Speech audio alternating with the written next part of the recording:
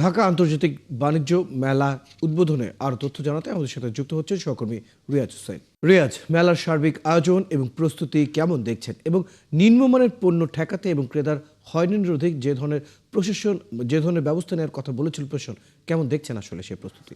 আর কিছুক্ষণ পরে কিন্তু উদ্বোধন হচ্ছে ঢাকা আন্তর্জাতিক বাণিজ্য মেলার ৩০তম আসরের বেলা ১০টার দিকে বাণিজ্য উপদেষ্টা শেখ বশিরুদ্দীন আহমেদ নিজে এসে মেলার আনুষ্ঠানিক উদ্বোধন ঘোষণা করবেন। আর উদ্বোধনের পর থেকে মেলায় কিন্তু বেচা কেনা শুরু হবে।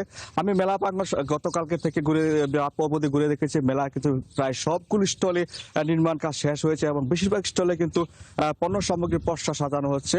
ব্যবসায়ীরা আমাদেরকে জানিয়েছে যে মেলা উদ্বোধনের পর থেকে তারা পুরোদমে বেচা কেনা শুরু করতে পারে বলে তারা পুরোটাই আশাবাদী।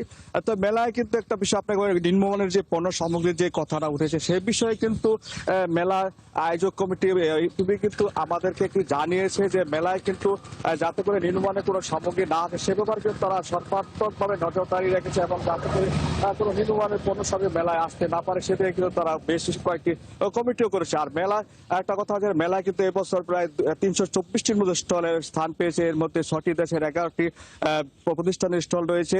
আর মেলায় কিন্তু আরেকটা কথা আপনাকে জানাই, গতকাল আমরা ইপিবি রপ্তানি যে ভাইস চেয়ারম্যান হাসান আরিফের সাথে আমরা কথা বলি, আমাদেরকে জানিয়েছে যে মেলায় যাতে করে মেলায় কিন্তু মানের চেয়ে দামের যে একটা প্রশ্ন করে খাবারের বিষয়টা, সে বিষয়টা যেন গতবারের মতো সমালোচনা না পড়ে তারা সেজন্য কিন্তু তারা মেলা শুরু থেকে মেলা প্রতিটি হোটেলে কিন্তু তারা খাবার দোকান বিশেষ করে তারা কিন্তু খাবারের মূল্য তালিকায় ছাটিয়ে দিবে যাতে করে ব্যবসায়ীরা ক্রেতাদের কাছ থেকে মানে বেশি দাম খাবার রাখতে না পারে সেদিকে তারা নজর রাখবে। এছাড়া কিন্তু ভোক্তা অধিকারের টিম রয়েছে মেলায়, তারা সম্পূর্ণভাবে মেলা মনিটরিং করবে। আর মেলা কিন্তু নিরাপত্তার 7 থেকে 9 শতাধিক পুলিশ মোতায়েন থাকবে। গতকালকে সকাল থেকে কিন্তু আমরা দেখতে পেয়েছি মেলা প্রাঙ্গণে কিন্তু সেই পুলিশ সদস্যরা মেলা এসে উপস্থিত হয়েছে। তারা কিন্তু তাদের ডিউটিতে তারা কিন্তু চলে গেছে, তারা কিন্তু কাজ করে যাচ্ছে। আর মেলার একটা বিষয় আপনাকে জানিয়ে, মেলায় কিন্তু এই বছর কিন্তু প্রতিবারের মতো কিন্তু বিআরটি শাটল বাস সার্ভিসের ব্যবস্থা করে যাতে করে ঢাকা, নরসিংদী, নারায়ণগঞ্জ